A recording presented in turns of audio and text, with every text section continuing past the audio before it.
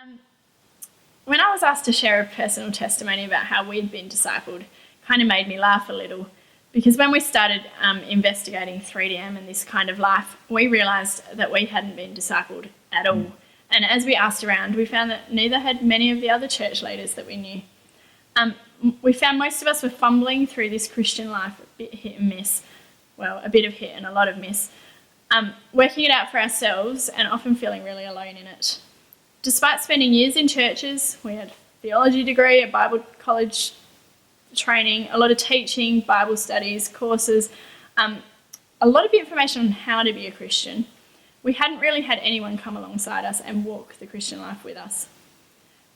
One step we took was that we sought out people who we loved and respected who were further along in the Christian journey, and we made sure we intentionally met with them for food and fun and accountability and wisdom.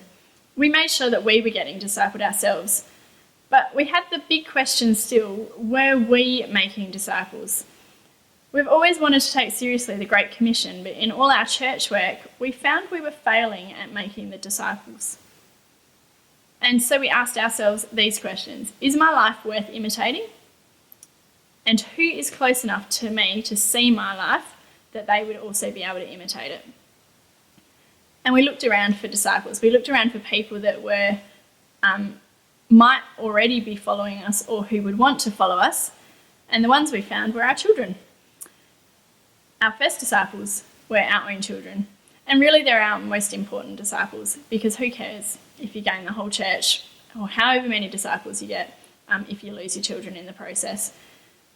So we had to think about, if you know that someone is looking at every part of your life and copying it, and especially, as their example of what it means to be a Christian, what would you change?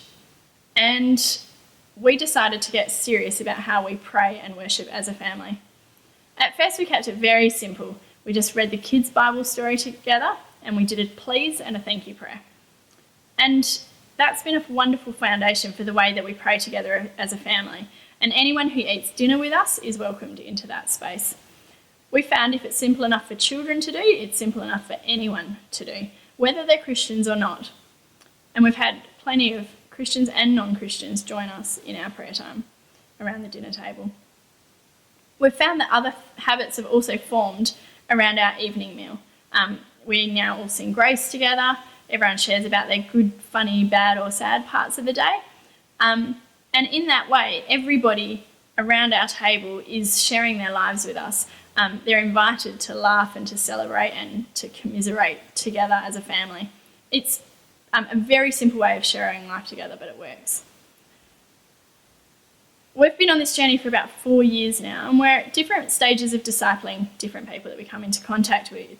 Some just see our lives, some join in with our family, and some have committed to love and serve our family. There's one woman who's been orbiting in and out of our family this whole time. She commits semi-regularly to church and to the women's Bible study, but that's about all she has time for at this stage. A few weeks after Easter this year, she shared what God had been doing in her, and she gave me permission to share this story with you. Her name's Paige, and she's a doctor. And she was talking to her boss recently, and she mentioned that she went to church. Her boss was very surprised, saying, "I wouldn't have picked you for that kind of person." And to be honest, when she first started coming to church, neither did the rest of us. I think even the fact that she became a Christian and was going to church was a surprise to her. So she realised that God was asking her to make her faith more visible so that people would actually pick her as that kind of person. And so she put out a Facebook post just inviting her family to join her for church on Easter Sunday. Now, not one of them went with her, but she decided to go anyway. This is the person who doesn't always come to church on a normal Sunday, went by herself to church on Easter.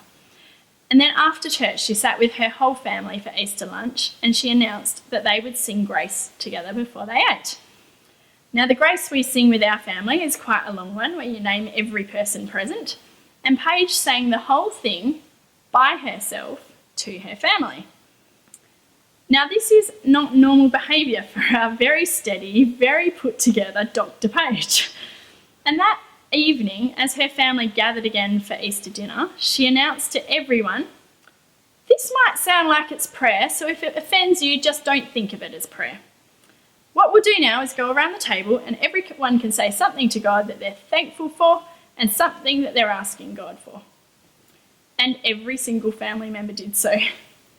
Now, if that might sound familiar to you, because that's how we do our family prayer time. That's how our family works. Paige is not at our house for meals very often. She turns up for church when she can. And until this happened, I would have said she had become a Christian and left it at that. Yet just by rubbing up against our lives and being welcomed into our family with whatever time she had available, she imitated our lives when she started to take seriously God's call to her to make her faith visible to the others around her. When she told me this story, I laughed and cried. She couldn't believe I was so moved by something so simple, but if we've learnt anything, it's that it's the simple things that matter. Not the big hopes and plans that we usually don't get around to, but the simple acts of hearing God and obeying him. I was able to remind and encourage her that a disciple is one who hears God speaking to them and who obeys him, which is exactly what she did. And we are so encouraged by her story that we want to keep on discipling our own children, inviting people into our family life and showing them a life worth imitating, because it's just so exciting when we actually see it happen. Excellent.